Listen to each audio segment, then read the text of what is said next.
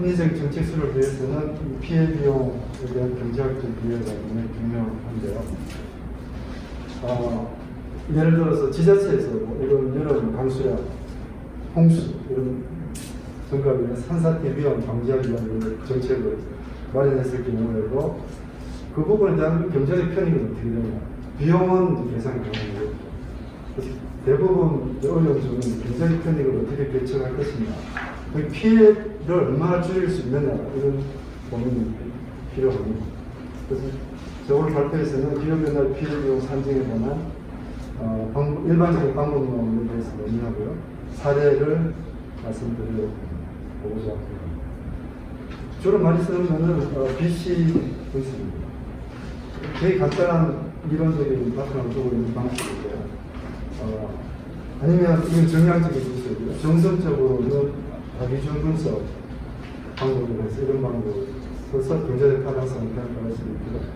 정량적으로는 베네핏 코스트 어나리시스를 마칩니다.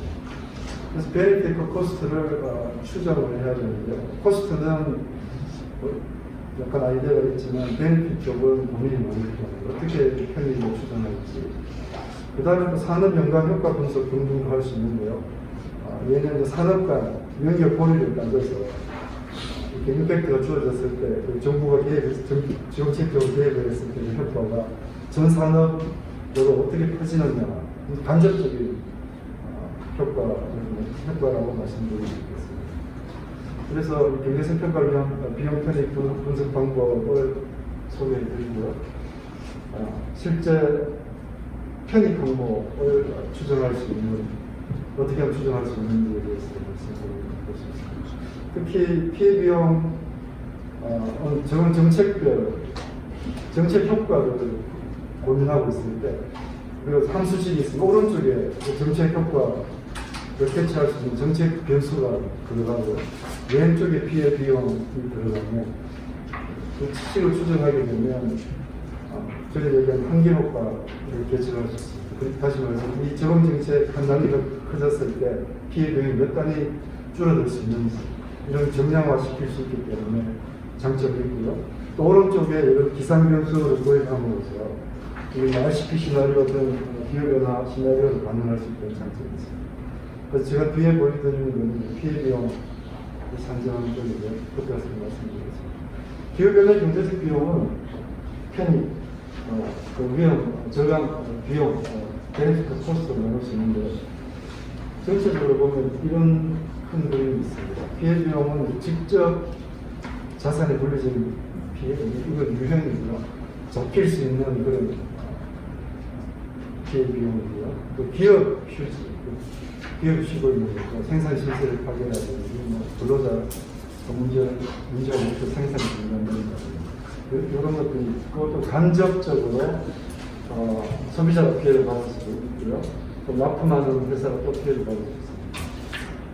그 다음 보이지 않는 무형으로 비용도 발생할 수 있는데요. 환경재 손실이라든지, 또 환경재 손실로 인한 생태 서비스 부분에 문제가 생긴다든지, 이재민의 보건 취약, 자연재해 거꾸로 발생하는 두 가지 불편함, 이런 것들이 피해 비용으로 예측될 수 있고요.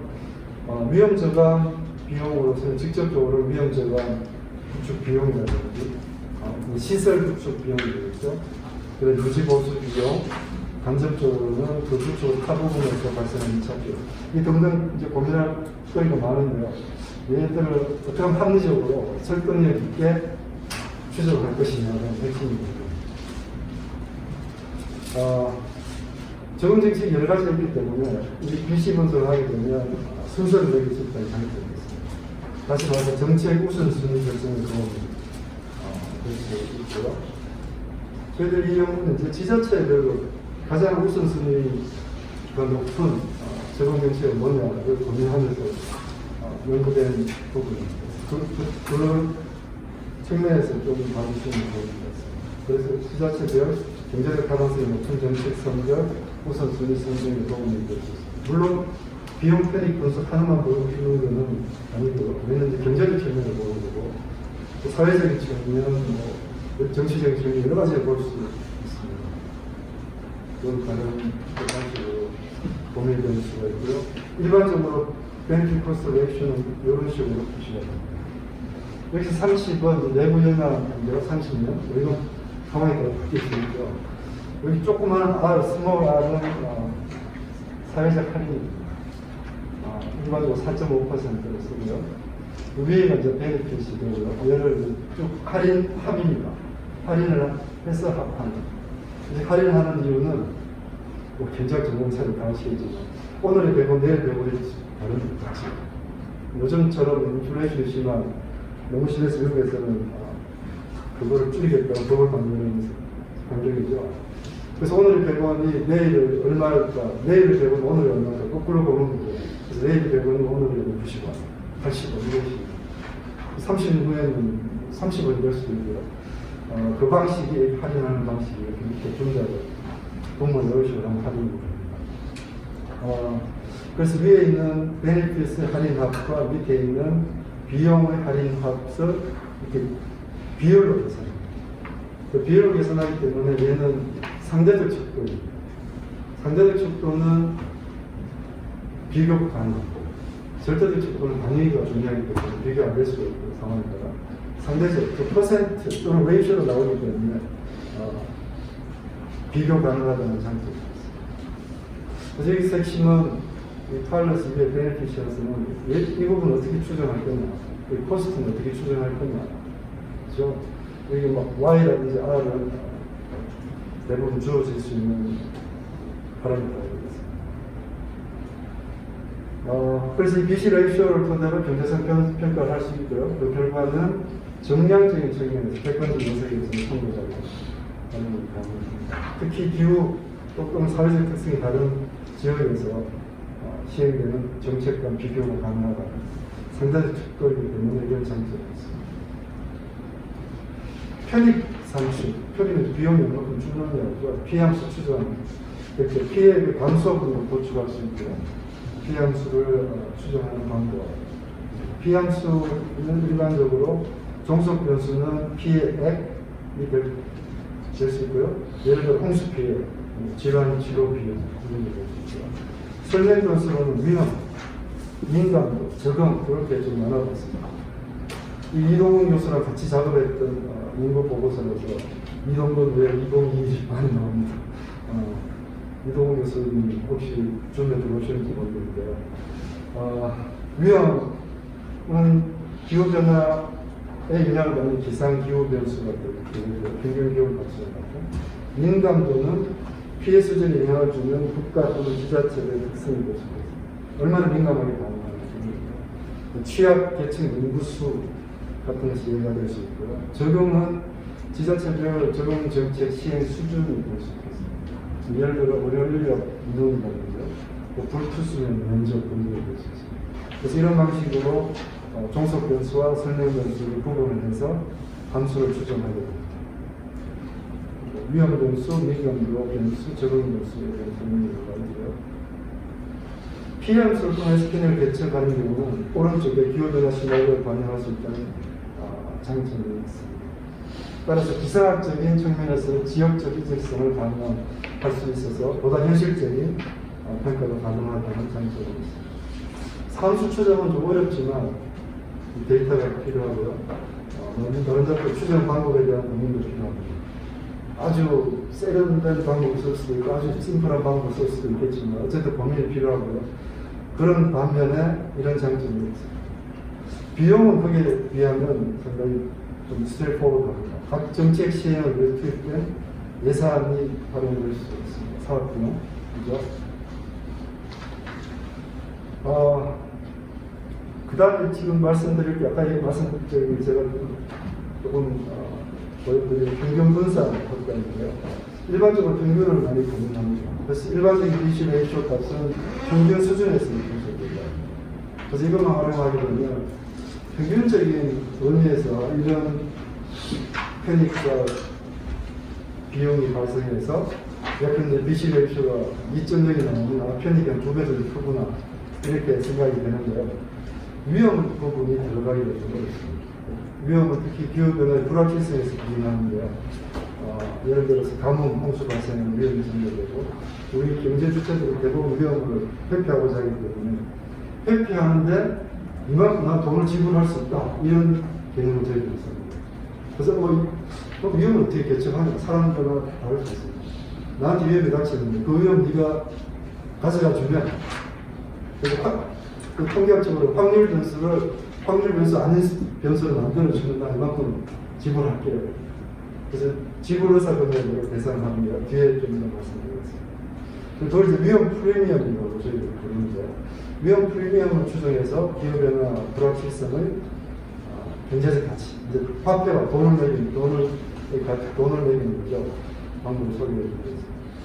여기 예를 들어 뭐 최대 엔트로피 환경 밀도 추정 방식인데요. 이건 일종의 익스펙티드 밸류를 활용하고 얘를 맥시마이즈 시켜주는 방식을 찾습니다.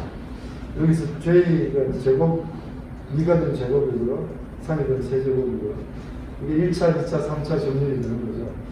이 점률을 대한 정보를 실정적으로 분석하면 평균, 분산, 외로적도 다 계산할 수 있습니다. 잘 알려주시죠. 그래서 엔트로피 함수를 극대화시키는 밀도 함수를 찾게 됩니다. 이 방식은 조금 구체적으로 말씀드리죠. 일반적으로 확률 자산, 즉 이제 X가 확률 변수입니다. 그래서 저희 경제학에서는 기대효용 가설이라는 것을 가정을 합니다. 그래서 expected utility hypothesis라는 프레임을 가지고 출발을 하고요. 위험 선호는 효용 함수로 표시할 수 있다고 또 가정을 합니다. 그러면 X가 확률 변수이기 때문에 expected value of utility, 얘가 이제 내가 가지는 만족도라고 얘기했죠. 그런 불확실성하고 효용으로 표시합니다. 그 앞에 expected가 붙어있고 X가 확률 변수입니다. 이걸 왔다 갔다 한다는 것이고요. 확률 변수는 지금 이 순간에 뭐가 될지 모르는, 결과치가 뭔지 모르는 사건을 뭔가 함수로 만들어 주는 거죠. 얘를 X를 X바 평균을 바꿉니다. 아까 위험을 제거시켜준다는 제가 표현을 썼는데 X는 위험이 있고요, X바는 위험이 없습니다. 평균 값이기 때문에 수치입니다. 정해진 수값. 그걸 바꿔주면 나는 R만큼 돈 지불할게 이런 거죠. 여기는 앞에 expectation 필요가 없어요. 왜냐하면 이 정해진 값이기 때문에 그걸 기대값을 계산할 필요가 없고 확률을 보면 그래서 이 식에서 R을 계산할 수 있습니다. 여기 유틸리티 펑션의 모양만 나와주면 문제를 계산할 수 있고요. 이 X바에서 R을 뺀 값을 확률 성 등가라고 표시를 합니다. 여기 보험 관련 전문가들 많이 계시는데 이 C라고 부르죠. 이거 잘 알려지는 개념이 되겠습니다. 그래서 이 위험 프리미엄은 기대값에서 확실성 등가의 차감한 값을 계산할 수 있습니다. 여기 또 상대적 프리미엄이라는 개념이 있는데 이런 시간이 그렇게 많지 않아서 또 절대적, 일반적으로 이제 절대적 위험 프리미엄 많이 쓰는데요. 그게 여기 R이 상대적은 계열의 평균을 말아줘서 상대적 값을 계산합니다. 그래서 R 바라고 하는데요. 여기는 R이 영혼하고 연결됩니다. 그래서 평균과 분산으로 계산할 수 있고요. 여기 유틸리티 함수의 첫 번째 미분, 두 번째 미분과 관련됩니다. 효용함수 꼴이 어떻게 되냐고 의미를 그래서 이 공식을 써서 상대적 위험 프리미엄을 계산할 수 있는데요. 일반적으로 뭐 컨스턴트 릴리티브 리스크 버전을 가정해서 쭉 하게 됩니다. 여기 앞에 있는 이런 모양, 복잡한 모양들은 위험 회피 개수로 만들어주고요. 걔는 일반적으로 값이 좀 주어지게 됩니다. 이 공식을 활용해서 리스크 프리미엄을 계산할 수 있습니다. 여기 또 멤버시던데요. 보건대학의 김호 교수님이 연구했고 이런 방식을 썼습니다. 위험 프리미엄 증가로 개척되는 분산 피해 비용이 추가적으로 발생하고 이를 고려해요. 얘를 고려하지 않으면 우리 경제 주체들이 모두 위험 중립적이라는 가정하고 똑같습니다. 그거는 받아들여지기 어렵죠. 다른 위험을 싫어하는데 위험 중립적이라고 가정하면 너무 한쪽에 치우쳐집니다. 그래서 얘를 추가적으로 고려하는 것이 필요하고요. 여러 가지 어려움이 있어서 혹시 못하게 되면 위험 중립적인 가정을 했구나 이렇게 이제 이해할 수 있습니다. 여기서 복잡한 여러 가지 경제 문제들은 맨 앞에 나오는 위험 중립자가 됩니다. 위험 중립을 가정하게 되면 불확실성 고려가 필요해요. 굉장히 싫더라고요. 아주 불확실한 세계에서 불확실성, 나한테 나오는 의미가 없는 위험 중립적이에요. 그래서 그 과정이 굉장히 센 과정인데, 그래서 앞으로 여러 선생님이 보실 때 평균 수준에서 얘기가 좀 나오면, 이건 위험, 불확실성이 고려가 안 되구나. 위험 중립, 센 과정이구나. 이렇게만 좀 이해하셔도 될 것 같습니다. 사례를, 지금 한 8분 정도 남은 말씀드리겠습니다. 홍수 부분 저희가 연구했는데요. 가뭄도 했고, 홍수도 했고, 건강 부문도 했었고, 농업 부분도 했었습니다. 3, 4년 전에 작업을 한 건데요. 이 홍수가 발생하게 되는 경제시가 상대적으로 크죠. 이번에 강남 엄청나게 이슈가 되지 않았습니까? 저도 그 이수 교차로가 거기 지나가고 있었는데, 밤10시쯤. 차들, 승용차들이 이렇게 못 가서 서 있더라고요. 그때 벌써. 그 이수 교차로 좀 높은 지역인데요. 요새는 운 좋게 통과를 하게 됐는데, 나중에 보면 엄청 큰 일이 벌어졌어요. 그래서 하드웨어 수준의 시설 투자에 대한 고민들을 참 많이들 하시는 것 같습니다. 방지 벽도 만들고 그러고요. 이 적응 정책은 하천 홍수 방지, 하천에 시설물을 만들 수도 있고요. 또 도시에 만들 수도 있습니다. 또 우수 유출 저감 시설, 확충 등등 여러 가지 정책이 있습니다. 그래서 저희들이 3개만 잡아서 하드웨어 시설 투자를 통해 홍수에 대비하는 적응 정책에 대한 분석을 했습니다. 시설물 보강을 하면 홍수 피해가 줄어들 수 있고, 인명, 건물, 재산을 피해를 하는 편입니다. 여기 이제 홍수 피해 비용, 즉 편익 산출 방식인데요. 기준 시점은 10년까지고, 이렇게 등등 RCPC 기후 시나리오를 활용하고요. 홍수 발생 전로는 18와 같이 계산을 할 수 있습니다. 여기서 I는 19분 230개, T는 11년부터 40년까지 올릴 수 있습니다. 과거 저희도 도시함대로 과거라고 되어 있습니다. 블러드는 지역별 홍수 발생 정도를 계획 홍수라는 거가 이 레시오를 곱하는 것이고요.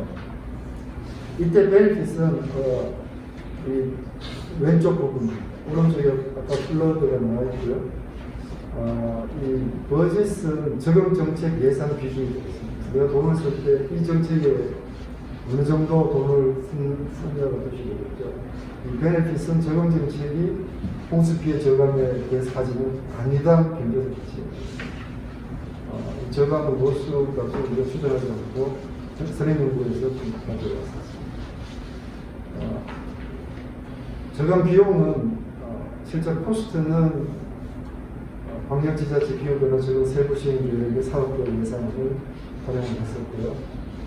BCR 계산 제출할 수 있습니다. 그 나온 탭으로 제가 보여드릴 수도 있겠지만 그림으로 보여드릴 텐데요. 색깔이 연할수록 비용 대비 편익이 낮다. 즉 진할수록 높다. 0과 2 사이, 1과 2, 4 이상 5단계로 그림이고요. 진하면 4 이상으로 경제성이면 높은 지자체, 높은 지역으로 예산을 갖고 있습니다. 해봤더니 지금 적응 정책들 BCR 발행이 나타났고요. 기후변화 시나리오를 바꿔봐도 큰 차이가 보이지 않아서 좀 로버스하지 않은 결과가 생각될 것 같습니다. 하천의 시설을 확충할 때 진한 게 많죠. 이건 이제 효과가 있다는 것입니다. 도시 할 때는 그렇습니다. 이게 이제 도시 지역이라 도시 아닌 지역은 좀 이걸 도시가 많지 않은 도시가 진전이 좀 되어 있지 않는 지자체에 같은 요소들이 많기 때문에 또 유출 저감이 좀 굉장히 진하게 나타나는 거고요. 4.5번, 8.5번 거의 정말 이렇게 굉장히 결과가 나왔고요. 아까 제가 말씀드린 위험 프리미엄 이 부분은 상당히 크게 나왔습니다. 평균 대비 위험 프리미엄 배분율이 80% 이상. 예를 들어 하천 홍수 방제 시설을 갖추는 경우는 위험 프리미엄이 이만큼 아니당 지자체 하나당 평균 예산이 되었고요. 걔가 실제로 84%까지 상당히 높게 나왔습니다. 도시 홍수 방제 시설 확충과 마찬가지고요. 우수 유출 저감, 동떨어지는 것 어쨌든 한 80% 정도. 그 평균 배기는 어디션을 한 80% 추가가 되는 거죠. 분산이 상당히 크다는 의미입니다. 결론 부분 말씀드릴 텐데, 기후변화 적응 정책, EP 비용의 경제학적 평가, 시도했고요. 사례로 물관리 부분, 분리색평가 연구사례 연구 결과를 보여드렸습니다. 정량적 평가가 이걸 통해서 가능하다는 것을 보여드리고요.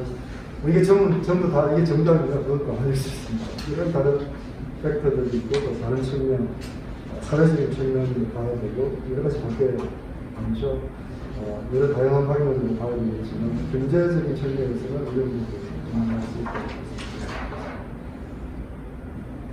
그래서 이 베네핏 코스트 레이쇼를 활용한 경제학적 평가 방법을 보여드렸고요. 따라서 이걸 활용하면 상대적으로 경제적 타당성이 높은 정책을 뽑아낼 수 있고요. 또 우선순위를 선정하는 데 도움이 될 수 있습니다.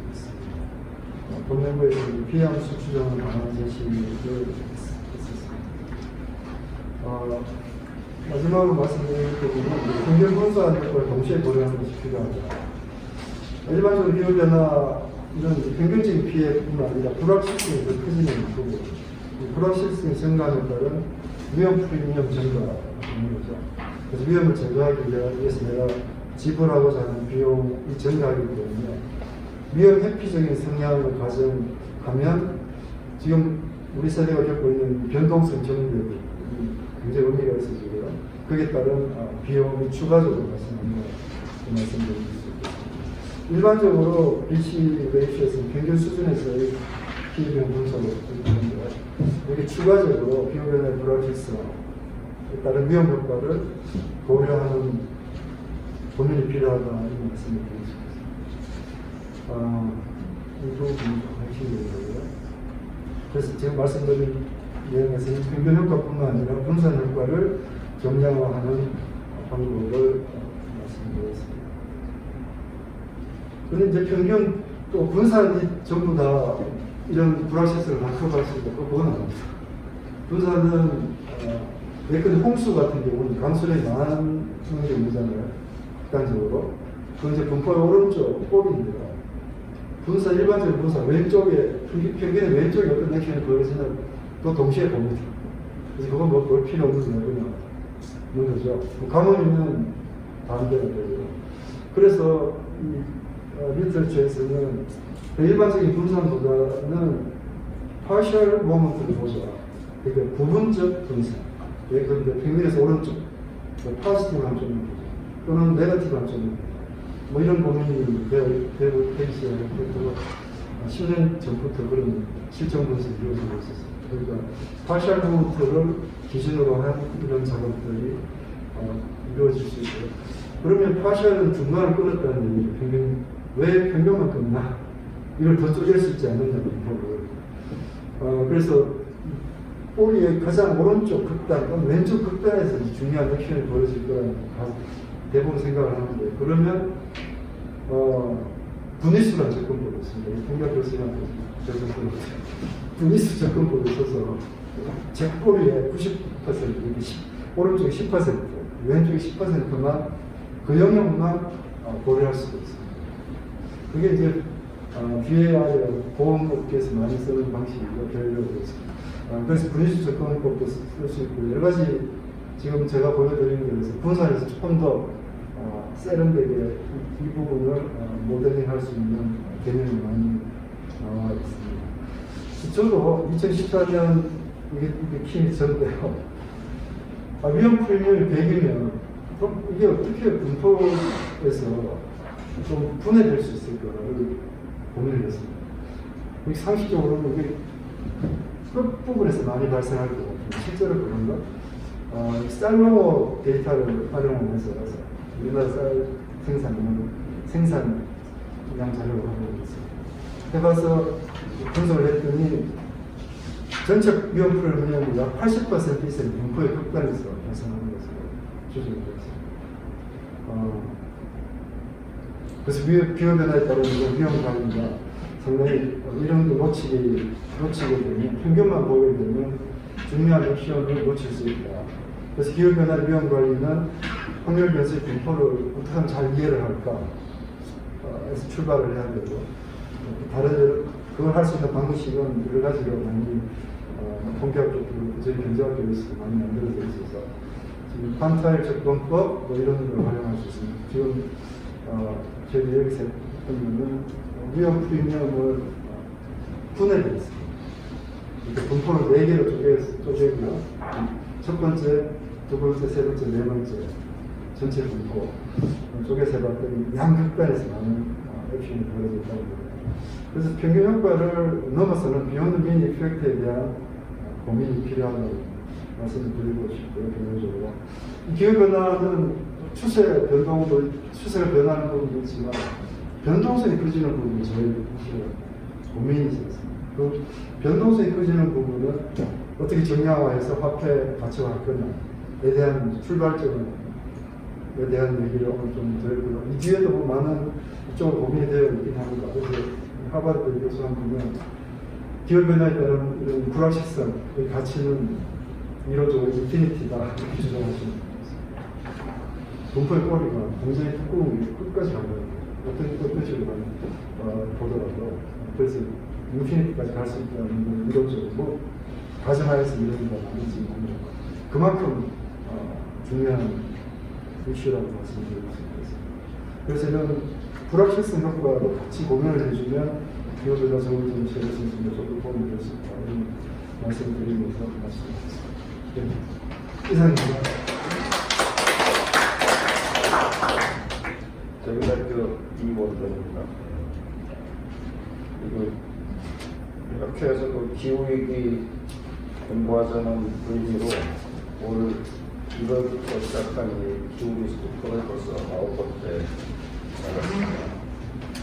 우리 이 포럼 구조가 학회에서 공부하자는 취지이기 때문에 이제 발표를 외부 전문가를 모셔가지고서 이제 발표를 듣고 포럼은 우리 학회 회원이 주로 이제 만든 식이었죠.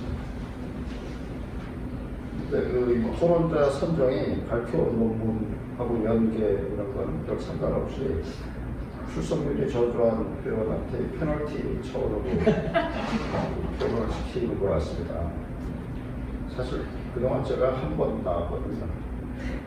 물론 뭐 주호도 하고 어떤 것도 있었고, 일단 좋은 토론되기는 어려운 것 같다 이렇게 먼저 말씀드립니다. 그래도 지금까지 발표한 논문들이 이제 뭐 태풍이니 산사태니 생태계니 이런 거라서 저희 쪽하고는 상당히 좀 거리가 있었는데 그래도 이번에는 뭐 경제라는 표현이 들어가서 그런지 조금은 물론 읽어볼 수는 있는데 언더스탠더블 하다는 얘기는 아닙니다. 자, 지난 2017년에 트럼프 대통령이 취임했을 때 이 양반이 취임하고서 바로 파리 기후협약 탈퇴 선언을 해버렸죠. 유명한 일이죠. 그러고서는 이어서 후속 조치로 오바마 대통령 때 클린 파워 플랜이라는 걸 사실상 폐기시켜버렸는데 클린 파워 플랜이 미국 전력 부분의 온실가스 배출량을 규제하는 법이었습니다. 이거 폐기한 이유가 규제 비용이 규제 편익을 초과한다 그런 이야기를 했어요. 근데 이게 오바마 때는 편익이 컸는데 트럼프 때 와서 비용이 더 커진 상황이 됐습니다. 근데 그 논리가 뭐였냐면은 미국에서는 지금 그 소셜 코스트하고 카본이라는 그 탄소의 사회적 비용 이것을 계산하는데 우리나라는 공식적으로 아주 계산하는 예는 없는 것 같은데 이게 뭐냐면은 그 특정 연도에 탄소 배출 1톤을 배출하면은 이게 장기적으로 얼마만큼 피해를 주느냐 그것을 계산하는 것입니다. 그래서 상당히 좀 현실감이 있는 그런 매트릭이 될 수가 있는 것이죠. 그리고 이게 직접 탄소세라든가 또 배출권 거래 이런 데서 사용될 수 있는 것이고요. 그러니까 상당히 우리한테 기후위기 관련해서는 아주 가까운 숫자일 수 있는데 우리나라는 아직 그렇게 계산한 건 없는 것 같은데 어쨌든 이 미국에서는 트럼프 때도 이거를 다시 계산하고 뭐 오바마 때 이제 시작을 한 건데 여기서 이제 이 탄소 사회적 비용을 계산하는데 중요한 팩터가 할인율입니다. 할인율. 이게 이제 수십 년간의 어떤 이 할인은 현재 가치를 내는 거기 때문에 이 할인율을 무엇으로 설정하느냐가 결국은 이 편입 비용이 엄청난 차이를 주는 상황이 됐던 거죠. 그래서 오바마 때는 할인율을 3%로 해가지고 계산했더니 톤당 현재 가치가 51달러. 그러니까 그 1톤 배출하려면 51달러 내라 뭐 이런 식이 되는 거죠. 근데 이제 이 51달러가 너무 비싸다 그래서 이제 기업 차원에서는 많이 부담들을 느끼고 있었는데 트럼프가 대통령이 되면서 이거 할인율을 7%로 바꿨어요. 그래가지고 이 탄소 사회적 비용이 1달러에서 7달러 이렇게 만들어버립니다. 그러니까 아주 부담이 없는 상황이죠. 그래서 사실상 오바마가 만든 그 클린 파워 플랜이 폐기된 상황이나 다름이 없게 된 것이죠. 그래서 이 할인율이라는 게 사실 그 미래 가치를 현가로 환산하는 그런 금리 개념이라고 볼 수 있잖아요. 근데 이걸 좀 더 철학적인 의미로 보면은 미래 세대를 현재 우리 세대가 얼마만큼 배려를 하느냐 그런 의미로 볼 수가 있는 거죠. 그래서 할인율이 높으면은 그 미래 세대에 대해서 우리가 대수롭지 않게 생각하는 것이죠. 근데 할인율을 아주 낮춰놓으면은 그 미래 피해를 현재 좀 심각하게 보는 것이죠. 사실 그 미래 피해에 대해서는 미래 세대가 손을 쓸 수 없는 거잖아요. 현재 세대가 하는 것이지. 그래서 최근 미국의 이 연구자들이 요 SC 그 탄소 비용 부활적에 할인율을 2%로 해서 이 탄소 비용이 125불은 돼야 된다 이렇게들 주장하고 있고 독일에서는 할인율을 제로를 써.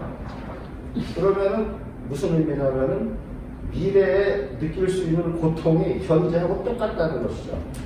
할인이 전혀 안 되는 상황이니까. 그만큼 미래 세대를 배려한다는 그런 처음이 있는 것입니다.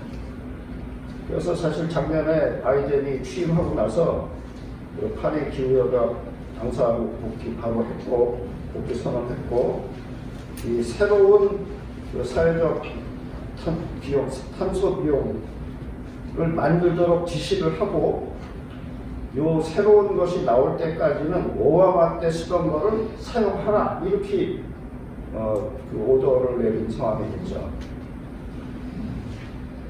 그렇게 되니까 이제 공화당 쪽 소속 주지사들이 있는 주에서 집단적으로 소송을 건 거예요. 이거 3%로 하는 할인율을 3%로 하는 근거가 뭐냐 뭐 이런 식으로 소송을 걸었는데 최근에 그 대법원 판결은 그냥 바이든 하는 대로 하는 게 좋겠다. 다만 할인율에 대한 어떤 리얼리티는 평가하지 않겠다. 뭐 이런 정도 수준이었습니다. 그래서 어쨌든 할인율이라는 게 상당히 중요한 것이고 오늘 우리 여기 발표 논문에서도 할인율, 기준 할인율로 이제 4.5%를 잡고 있습니다. 근데 이게 우리나라에서 4.5% 잡는 거는 그 기재부의 그 예타조사 그 수행 총괄이 있으니까 거기에 4.5%고 한다 뭐 이런 식으로 돼서 하는 것이죠. 근데 어쨌든 이 적응 대책이 어떤 편익이나 비용에 미치는 게 장기적으로 상당히 클 수 있기 때문에 할인율을 설정하는 데 있어서 우리가 좀 신중할 필요가 있겠다 하는 생각이 듭니다. 법에 수정한 대로 할 게 아니라 그게 편하게 하겠지만 그런 생각이 있고요. 오늘 메인 토픽이 평균 분산 문제인데 이 리스크 프리미엄을 추정해가지고서 불확실성에서 경제적 가치를 증명하는 그런 아이디어는 아주 심각한 아이디어라고 생각하고요. 또 그렇게 해야 된다고 생각을 하고 있습니다. 그런데 이제 한 가지 좀 의문이 있는 것은 리스크 프리미엄 구하기 위해서는 요 의사결정을 하는 어떤 사람의 그 개인적인 효용함수가 가정이 되어야 되는데 이게 완전히 주관적인 이야기라는 말이죠. 그래가지고 이 효용함수 이 기대 효용 가설을 활용한 이 효용함수 뭐 이런 분석이 사실은 대표적인 어떤 개인 우리가 상정할 수 있는 대표적인 개인의 그 개인의 행위란 말이에요. 그걸 어떤 대표성을 갖고서 보는 것이지. 그래서 이거를 이 피해 비용은 아주 객관적으로 우리가 판단을 해야 되는 것인데 이 객관적인 피해 비용을 기대용 가설을 이용해서 추정한다는 것이 맞을 것인가 하는 생각이 좀 듭니다, 사실. 그래서 이런 부분이 좀 클리어해야 될 것 같다는 생각이 듭니다. 여기서 인용을 했던 그 샤바셀 씨가 그 논문이 있잖아요. 이거 리스크 프리미엄하고 서튼티 이퀴벌런티 되는 것인데 그래서 그거를 올라오면서 한번 훑어봤는데 이 방향이 이쪽하고는 조금 틀린 것 같습니다. 그래서 또 그걸 좀 정확히 할 필요가 있지 않을까.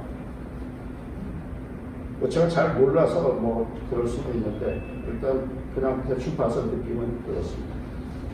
전체적으로 좋은 아이디어라고 생각하고 얘기 잘 들었습니다. 감사합니다.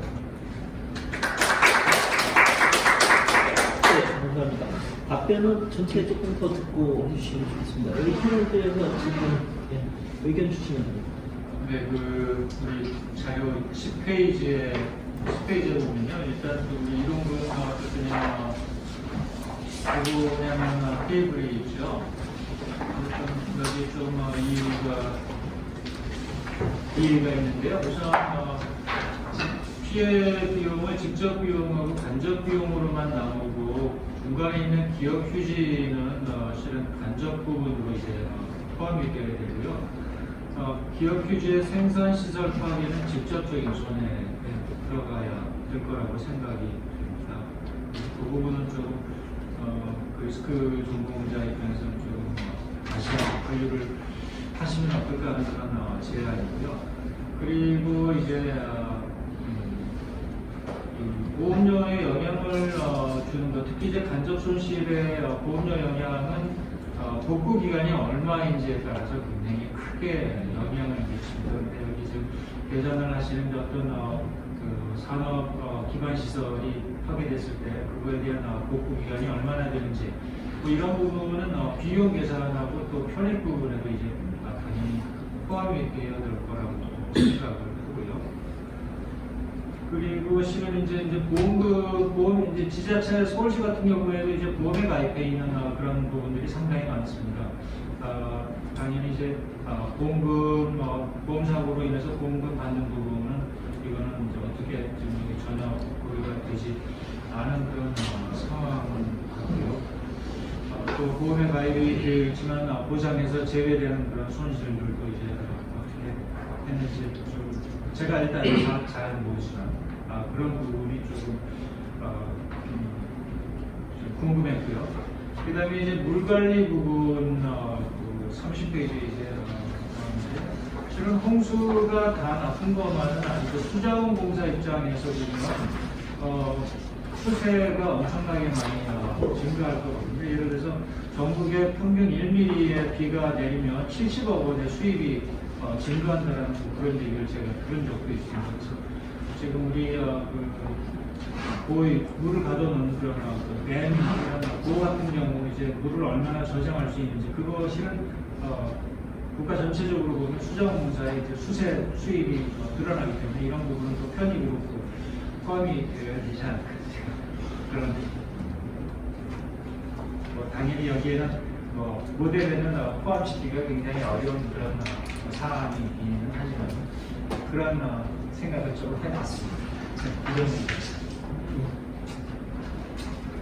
또 한꺼번에 말씀하시는 게 좀 답변하시기 좋을 것 같아서 혹시 다른 분 있으신가요?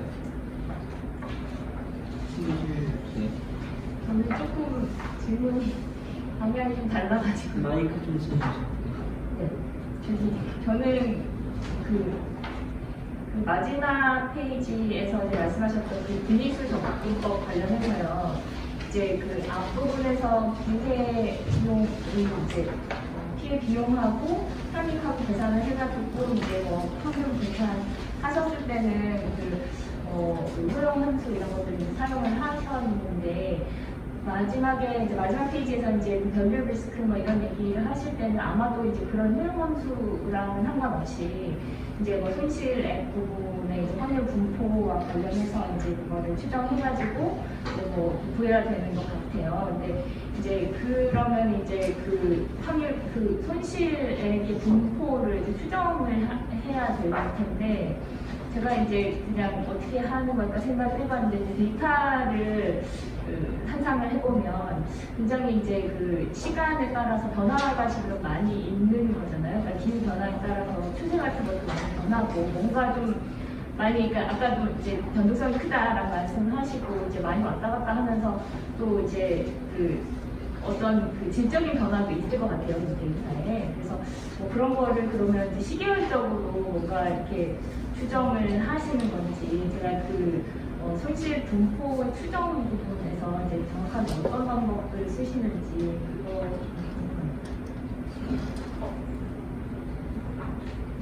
또 혹시 질문? 저는 질문이 해도 예. 토론하시는 것 같은데. 아니요, 다 얘기하고 한꺼번에 교수님이 하시는 게 더 편하실 것 같아서. 그러면 저도 40페이지에 나와 있는 것 관련해서 분리수 접근법 말씀해 주시면서 위험부의 80%가 분포의 극단에서 나온다 이렇게 말씀해 주셨는데 그 극단이 어느 정도의 극단을 말하는 건지 좀 말씀해 주시면 저희가 이 정도에서 추가적인 리스크 프리미엄이 대부분이 발생하는구나 라는 걸 좀 직관적으로 이해할 수 있을 것 같아서 여쭤봤습니다.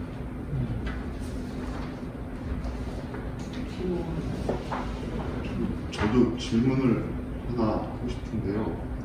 최근에 이제 그 보험사에서 그 기후 변화에 직접적인 영향이 있는 자연재해 쪽에서 이제 캣이라는 저희가 이제 표현을 보통 쓰는데 그 거기서 캣에서 피해액을 산출하는 전문사들이 이제 세계적으로 큰 회사들이 몇 개 있습니다. 그중에 한 군데 이제 RMS라는 회사에서 이제 기후 변화 모델을 하는 사람하고 이제 얘기를 할 일이 있어가지고 지금 캣 쪽에서는 어떤 식으로 그거를 피해액을 기후변화액을 추정을 하냐라고 얘기를 했더니 일단은 어떠한 현상에 대해서는 그거를 갖다가 뭐 RCP 시나리오나 아니면 프로젝션 하는 그 시기에 따라서 가정을 하되 그 이제 피해를 입는 대상 보험에서 이제 보통 목적물이라고 표현을 하는데 목적물은 현재에 놓고서 그거를 그 피해를 추정을 한다고 하더라고요. 근데 제가 오늘 이제 엔지니어 입장에서 보게 되면은 똑같은 사고가 난다 하더라도 이게 20년 뒤, 30년 뒤면은 그동안 사람들이 이제 적응을 하듯이 똑같은 비가 와도 그 사이에 시설물 같은 것들이 이제 개선이 될 수도 있고, 그리고 미국 지금 플로리다주가 디자인 코드가 변경이 됐거든요. 바람에 대해서 훨씬 더 강하게 설계를 하게끔. 그런 게 들어간다라고 하면은 과연 그 똑같은 우리가 추정하는 강도의 기후 변화로 인한 현상이 나타났을 때 피해 규모는 사실은 더 적을 수가 있을 거거든요. 그래서 그건 어떻게 하냐라고 물어봤더니 아직 거기까지는 못 갔다고 하더라고요. 근데 저도 아마 생각을 해봐도 30년 뒤, 보통 하천 같은 경우에는 중요도에 따라 5년, 10년, 20년마다 하천 정비를 매번 하게 되는데, 그러면 비가 똑같이 와더라도 홍수 피해는 크지 않을 수가 있거든요. 그런 것들이 경제학 측면에서 이런 피해를 추정할 때 과연 반영되고 있는지 그게 되게 궁금합니다. 좋은 질문 많이 해주셨고요. 끝에서 말씀하신 질문부터 제가 좀 답변을 나름대로 좀 해보겠습니다. 피해 산출에 굉장히 좋은 지적이시고요. 그 다른 쪽을 또 아까 우리 할인율도 토론하신 이 교수님 말씀하셨는데 할인율 개념을 쓰면 이제 미래에 이런 일이 벌어졌을 때 지금 편익도 계산하고 피해도 계산했을 때 그게 현재 가치화 시킨 개념이거든요. 그것처럼 지금 여기 피해액은 일반적으로는 현재 기술 기준입니다. 그래서 그게 과거에 그 부분이 미래로 가서 어떻게 바뀔 것까지 다 고민하기 시작하면 그거랑 또 현재 가치랑 또 서로 엮이는 부분도 생기고요. 좀 복잡한 부분이 있는데요. 대부분 피해 함수는 지금 최대 시계열 자료가 확보된 과거 자료를 활용하거든요. 미래 자료를 없기 때문에. 미래는 프로젝션을 할 수도 있겠지만 그 프로젝션도 결국은 과거 자료 기반. 그 시나리오를 만들어서 뭔가 해볼 수는 있겠지만 꼭 그렇게 된다는 보장이 있냐고 누구나 또 비판할 수 있는 근거도 있을 수 있고요. 그래서 대부분 이제 최신 과거 자료까지 활용을 해서 현재 시점에서 이런 피해가 발생했을 때 그게 그런 스테이터스 코어가 미래에도 있을 거다. 그냥 갈 거라는 가정하에 삽니다. 그래서 기후변화 부분에 저희들이 또 제가 같이 연구한 미국 대학 교수님이랑 했던 연구가 이제 농업 쪽에 생산성, 종자의 개량에 따른 생산성 변화인데요. 과거 자료 보면, 지금 보면 이거 안 맞는 게 많아요. 기술이 발전 많이 되었거든요. 그래서 그때 저희들이 봤던 게, 미국의 중서부는 콘벨트라고요. 굉장히 곡창지대입니다. 제가 있었던 위스콘신도 마찬가지입니다.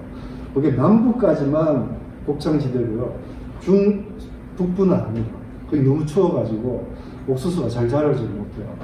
그래서 30년 과거 데이터를 쭉 활용하면서 분석을 해봤더니 남부 지역은 일종의 기후변화에 따른 적응이 상당히 많이 이루어져서 수익도 그러니까 이 생산성도 올라가고 분산도 주는 그 윈윈 케이스가 발생했고요. 북쪽으로 갈수록 트레이드오프가 발생합니다. 수익이 올라가면 분산도 동시에 커지고요. 수익이 떨어지면 분산. 그래서 이게 이제 우리가 어떻게 해석을 했냐면 종자 회사들이 아이오와에 있습니다. 파이오니어라고 굉장히 큰 종자 회사가 있는데 옥수수 특허도 많이 보유하고 있고 이게 시장이 남부 쪽에 있으니 곡창지대 그 기후에 맞게끔 종자 개량을 해서 뭔가 적응이 되는 거죠. 기후 변화에 따른 그게 이제 길게 나와 있는데요. 북쪽으로 가서 그런 효과가 적다. 그래서 혹자는 그런 연구 결과를 좀 더 세게 해석을 하면 우리가 기술 개발이 적절하게 이루어지면 기후변화에 따른 여러 가지 이슈들을 해결할 수 있는 부분도 있을 수 있다. 이렇게 주장할 수 사실 있습니다.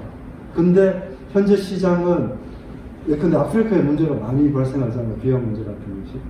거기는 시장이 별로 크지 않기 때문에 그쪽으로 그 기후에 맞는 종자 개발이 많이 이루어지지 않는 거예요. 그래서 포텐셜은 굉장히 높은데 시장이 그렇게 움직여지지 않는 걸로 저희들이 해석을 했고요. 그래서 기후변화에 대한 적응 정도가 지역별로 또 어떤 경쟁 상황에 따라 다를 수 있다는 게 저희들 이제 논문 핵심이었는데 그런 걸 보면 앞으로 기술 개발이 어떻게 되느냐에 따라서 상황이 많이 바뀔 수 있습니다. 그것까지 다 예측해서 여기 집어넣기는 힘들고요. 지금 현재의 기술이 그냥 갈 때 이렇게 많이 봅니다. 그건 좀 약간 과도하게 산출될 수 있지 않을까요? 피해 자체가? 그럴 수는 있습니다. 그런데 현재 시점에서 봤을 때 그렇다는 거죠. 현재 시점에서 평가했을 때 그렇게 제가 답변을 드릴 수 있을 것 같고요. 그 다음 극단이 어느 정도였냐 아까 제가 그 4개로 쪼갰다고 말씀을 4구간으로 90% 이상 10% 이하가 극단이었습니다. 중간에 40, 40 한 7, 8년, 10년 가까이 돼가지고 지금 100% 기억 못하겠나마 그랬던 것 같아요. 그래서 극단이 왼쪽 꼬리 10%, 오른쪽 꼬리 10% 퀀타이로 따졌을 때 거기서 액츄얼리 많이 벌어졌다는 말씀으로 제가 답변을 드리고요. 보험 쪽에서 이런 부분은 상당히 눈여겨보시죠. 왜냐하면 꼬리 부분에 어떤 일이 벌어지냐 보험료 산출이 굉장히 중요할 것 같습니다. 상식적으로. 그 다음에 아까 분위수 조건 그 퀀타일 리그레이션을 할 수도 있고요.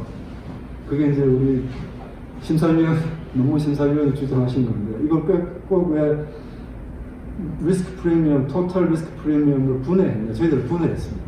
약간 4개의 구간으로 분해를 했고요. 그러니까 일반적인 기대 효용 가설을 활용을 했죠. 그 제한점은 당연히 있습니다. 그래서 이제 이걸 가설이라고 합니다. 이론을 부르지 않고. 그래서 가설이기 때문에 그대로 뭐 많은 이론들이 또 기대형 가설에 문제가 있다 이런 주장하는 논문들이 되게 많이 나왔습니다. 그래서 분위수 접근을 하게 되면 말씀하신 그 손실의 분포 이런 게 다 필요한데 저희들은 그냥 리스크 프리미엄을 기대형 가설하에서 로그 함수로 효용 함수를 가정을 했고요. 그게 이제 CRRA라고 상대적 위험 일정하다고 보는 가설입니다. 그건 일반적으로 많이 받아들여지고 있고, 그래서 이제 전체 R 리스크 프리미엄이 있으면 걔를 4개를 쪼개는 방식을 써서 실제로 분위수 접근을 하지는 않았습니다. 근데 그 심사위원 한 분이 너희들이 뭐 이렇게 복잡하게 뭐 이거 디컴포즈 하냐, 그냥 바로 퀀타일 리그레이션을 해서 그 왼쪽 오른쪽 꼭지를 바로 직접적으로 분석하면 되지 않느냐. 그래서 두 개가 이퀴블런트한 결과를 보일 수는 있겠지만 이 답변에 지금 우리는 이쪽으로 했다라고 답변해서 그 심사위원님이 오케이 하셨죠. 그래서 퍼블리시가 된 건데요. 그렇게 답변을 드릴 수 있겠습니다. 그래서 저희들이 썼던 방식은 분위수 접근 방식은 아니었고요. 근데 생각해보면 분위수 접근 방식을 쓰면 보다 그쪽에 포커스를 맞출 수 있기 때문에 직접적으로 뭐 분해같이 복잡한 분해가 간단하지 않습니다. 되게 복잡한 방식을 찾아야 되는데 할 수 있다고 생각은 듭니다. 해보지는 않아서 제가 답변을 더 이상은 못 드릴 것 같고요. 그 다음에 제 순서가 복구 기간 좋은 아까 지적을 하셨는데 또 보험에 대한 고려 이 부분이 이루어지지 못했고요. 그 생산시설 파괴는 기업이 스탑되면 직접적으로 피해 오지 않더라도 시설이 움직이지 않기 때문에 약간 돌아가기 힘들지 않냐 이런 방식으로 저희들은 해석을 했습니다. 그래서 이게 딱 하나로 직접이냐 간접이냐 이렇게 나누기가 간접적인 효과, 그 멀쩡한 기기가 안 쓰니까 문제가 있을 수 있다는 개념을 저희가 생각을 했습니다.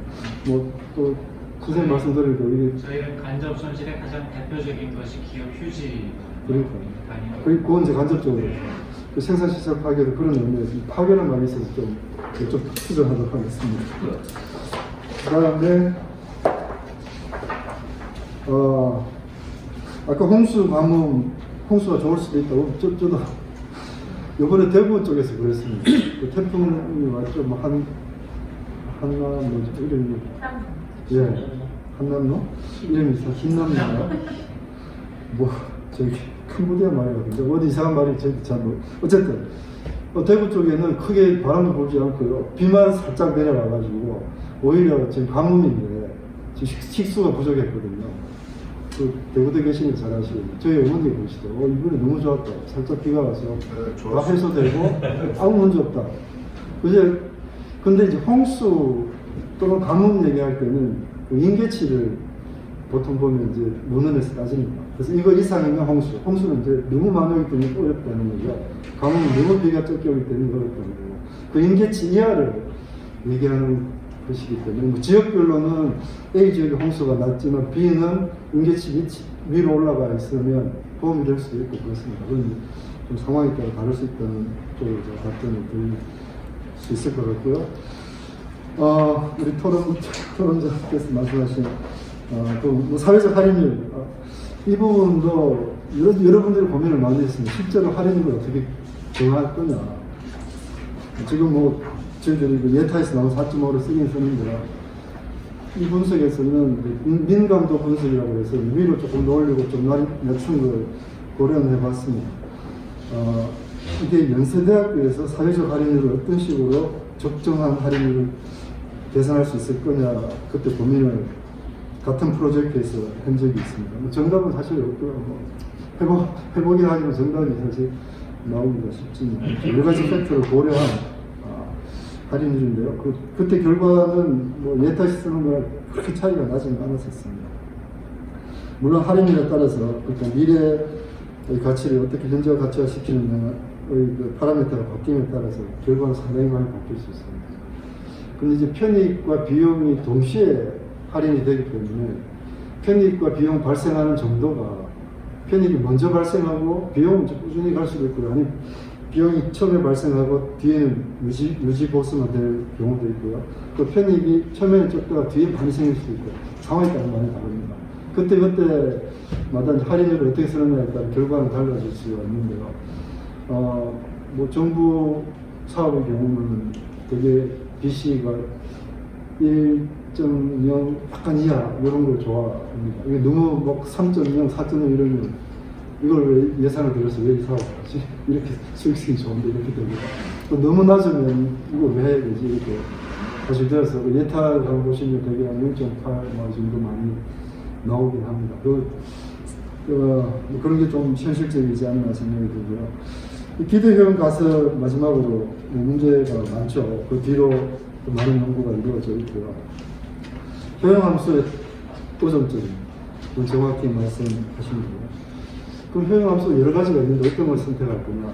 거기에 대한 또 연구가 많이 있었습니다. 각각 효용함수가 가지는 장점과 단점에 대해서 많이 연구가 되었고요. 일반적으로 로그 함수를 넣습니다. 그러면 상대적 위험 회피 계수가 활용이 될 수 있고요. 좀 더 이론적인 얘기를 할 수 있기 때문에 그 부분은 대표적인 인디비주얼 로그 효용함수 가진다 가정은 거기에 대해서는 특별히 이게 가정이 잘못됐다고 얘기하지는 않고 있습니다. 그런데 이게 비용이 맞냐 이거냐 이러면 이제 이 가정하에서 이 비용이다라고 답변할 수밖에 없습니다. 그래서 효용함수 꼴이 바뀌면 비용이 바뀝니다. 그래서 그런 의미에서 그 결과가 로버스트하지는 않다. 이거 다 인정을 누구나 다 해야 되는 거고요. 저도 마찬가지고요. 그래서 이 결과의 객관성을 어떻게 담보할 거냐는 부분은 이런 가정하에서 이런 결과다. 이렇게 해석을 저희들이 합니다. 그거 하지 않고는 더 이상 나가기가 어려워요. 그래서 그 가정에 대해서 억셉트가 되면 이 결과가 해석이 되는 거고요. 그 가정이 이거는 현실적이지 않다. 그러면 그 결과가 큰 의미가 없는 거예요. 일반적인 실정 분석이 대부분 어느 정도 가정으로 들어갑니다. 데이터가 제한적인 경우가 많고요. 그래서 뭐 추정할 때도 많은 가정이 들어가는데요. 그 가정에서 저희들 논문에 보면 이런 가정 이 정도는 오케이, 이건 너무 센 가정, 이건 릴렉스 시켜야 된다 이런 코멘트를 오기도 하고 그렇습니다. 그래서 오늘 발표 드린 내용은 이런 여러 가지 가정하에서 나오는 결과이기 때문에 정답이라고 전혀 말씀을 못 드리고요. 뭐 예측치라든지 이 프로젝션 결과 이런 것들도 대부분 이게 맞냐? 맞다고 얘기할 수는 없죠. 이게 이런 방식으로 결과가 이렇게 나왔다는 하나의 자료일 뿐이고 상황이 바뀌면 아까 처음으로 돌아가서 대부분 이제 정책적인 변수, 정책 효과가 변수가 많이 바뀌는 상황에 따라서 아까 말씀하신 미국의 경우에 행정부에 따라서 상황이 많이 바뀌잖아요. 그 다음에 굉장히 중요한 정책적 파라미터가 바뀌어버리면 그 결과가 많이 바뀌거든요. 그래서 열심히 예측을 해놔도 상황이 바뀌어버리면 그 예측치가 쓸모없는 거죠. 왜냐하면 오늘 있던 정책적인 그 파라미터 값이 예컨대 내일 바뀌어버리면 이게 반영이 안 된 예측치는 큰 의미가 없습니다. 똑같은 얘기인데요. 그 얘기를 하신 분이 노벨 경제학상 받았어요. 그 크리틱을 합니다. 그 시카고도 교수신 아직도 계신데 어쨌든 굉장히 중요한 이슈인데요. 그거를 다 이렇게 반영하기는 분석이 사실 어렵고요. 그러면 이제 감은 잡고 있지만 그 수치화시키기는 굉장히 뭐 시나리오를 여러 개를 써서 이럴 때는 저럴 때 이렇게 할 수는 있겠지만 그게 큰 의미가 있나 이런 생각이 들고요. 어쨌든 마지막으로 그 기술 진보 부분은 사실 우리 농업 쪽은 기술 진보가 어느 정도 잘 발맞춰 주면 뭐 내한서 가지는 종자를 개발한다든지 여러 가지 방법이 있을 수 있죠. 그러면 기후변화에 따른 피해를 상당히 줄일 수 있다. 그쪽으로 노력을 하는 그런 얘기를 드리고 싶고요. 또 가뭄 이런 문제에 대해서는 우리 같으면 쌀은 지금 거의 100% 관계가 되어 있지 않습니까? 이리게이션이 되어 있어서 어느 정도 거의 커버가 되는 부분이 있습니다. 미국은 관계되는 부분이랑 그냥 드라이랜드로 나눠져 있어서 거기에 대한 또 이슈가 또 다르긴 합니다. 그래서 기후변화에 대한 적응이 현상이 어떠냐에 따라서 내가 가진 조건이 어떠냐에 따라서 많이 바뀔 수 있다. 그런 의미가 많이 있습니다. 네, 이상 답변. 그 기술 변화에 대한 거는 요즘 이제 스마트 시티 뭐 얘기도 지금 각국이 많이 이제 그런 쪽에 투자를 하고 있고, 특히 일본 같은 경우에는 이제 재해 피해를 감소시키기 위한 목적으로 스마트 시티를 추진을 했거든요. 그래서 이제 앞으로 이 센싱 비즈니스가 정말 활발하게 이렇게 된다는 그런 것들은 우리가 어떤 기술 발전의 프락시를 좀 찾을 수가 있을 것 같은데, 예를 들어서 IoT가 여기 몇 개 정도가 이렇게 증가했는지 그런 거 추세를 조금 반영을 하면 기술 그거랑 이제 그거를 예를 들어서 독립변제에 있어서 뭐 집어넣어서 점수가 어떻게 바뀌는지 특정 분야에 그래서 그런 것들은 조금 해결책이 좀 있지도 않을까 싶습니다. 네, 뭐 정량화 시킬 수 있는 저희도 고민은 예전에 저도 좀 했는데요.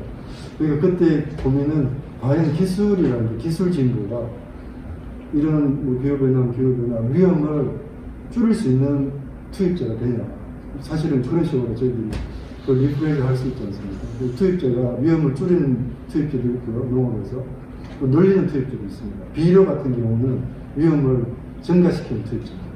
그러니까 굉장히 기후 환경이 좋으면, 기상 조건이 좋으면 생산성이 크게 올라가지만, 뭐 가뭄이 찾아올 때는 훨씬 더 떨어집니다. 비료를 뿌리기 독이 되는 거죠, 식물한테는. 근데 이제 뭐 페스티사이드 같은 경우는 위험을 저감시키는 인풋으로 알려져 있습니다. 그래서 그러면 기술은 방금 하신 대로 과연 위험을 줄이느냐 높이느냐 오히려. 그래서 우리 아까 얘기한 그 위스콘신 데이터를 써봤더니 리스크를 줄이는 인풋으로 추적이 되었습니다. 가설 검증에서 통과가 되었고요.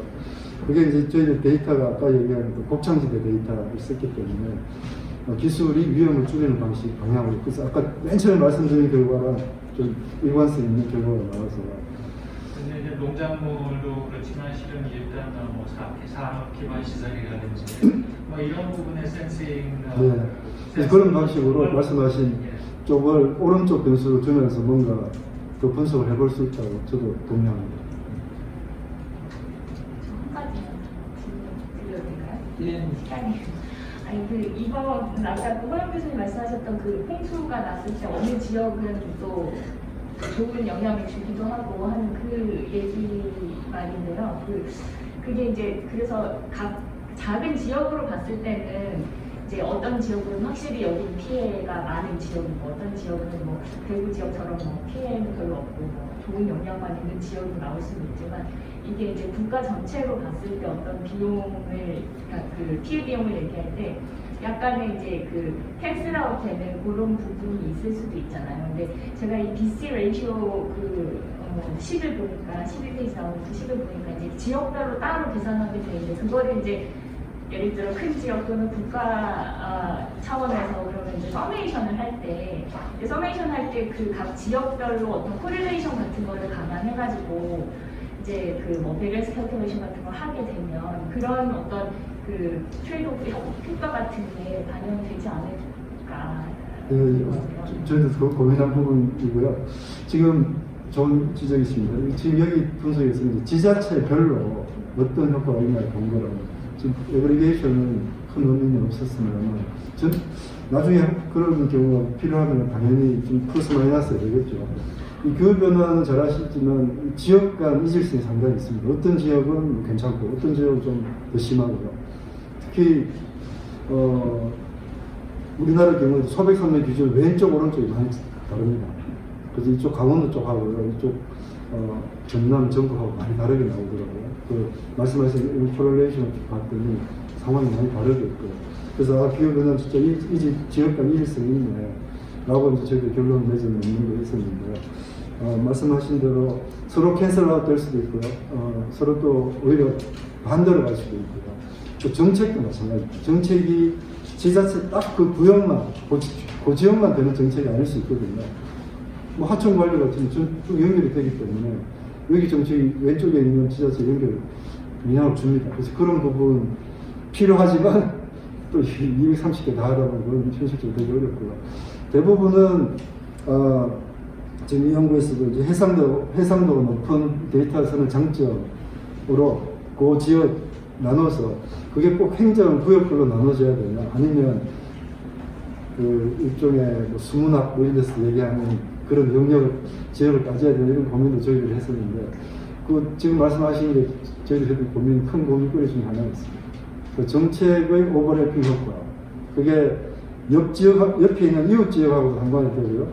또 시계열적으로도 오늘 시행한 정책이 내일 또 영향을 미치기 때문에 그건 저희들 고민해서 나중에 추후 연구 과제를 저희들이 썼습니다. 그것까지 다 하기는 너무 지금 현재 해야 될 것도 너무 많더라고요. 예, 아니 좋은 지적 감사합니다. 혹시 또 그건 파라멘트리 그 부산 쪽에서도 그렇게 세세하게 지역별로 나눠서 그렇게 하는 분들이 많아요. 또 질문 있으신가요? 엊그제 그거 TV에서 일본 NHK를 잠깐 봤는데 거기서 기후위기 다큐멘터리 비슷하게 하더라고요. 근데 재밌는 게 NHK가 사회를 보는데 자기네 방송국이 아니라 그 주변에 있는 다른 방송국이 다 와서 하나씩 찍어서 그거를 자기네 방송국 한 이걸 찍었다 그래서 그 캐스터가 나와서 얘기를 해줬는데 하는 게 되게 재밌게 보면 농부였는데요. 그 메탄가스를 자기가 모아갖고 그걸 통해서 비닐하우스 같은 걸 해서 메론을 키운다고 그거를 쫙 보여주는데 농부가 개인이 야 그래서 쟤네는 그거 지원도 잘해주고 그래서 그 농담께 메탄이 메론이 되네요 그러면서 농담을 하면서 보여주는 것 같습니다.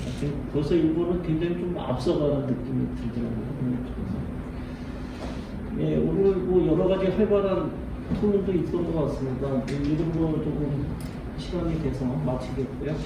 하나 공지사항은 10월 13일 날 3시에 여기 이제 코리안지 대론에서 모델링 갖고 세 분의 발표자를 하고 좀 세미나를 하고 포럼이 아니라 세미나로 승격해서 하고자 합니다. 많은 참여 부탁드리고요. 10회 포럼은 10월 25일 날 화요일 날 또 한 번 더 진행을 하고자 합니다. 많이 참여해 주시기 바랍니다. 네, 예. 좋은 발표 잘 들었습니다. 좋은 토론 감사드립니다. 예, 오늘 이렇게 마치겠습니다. 고생하셨습니다.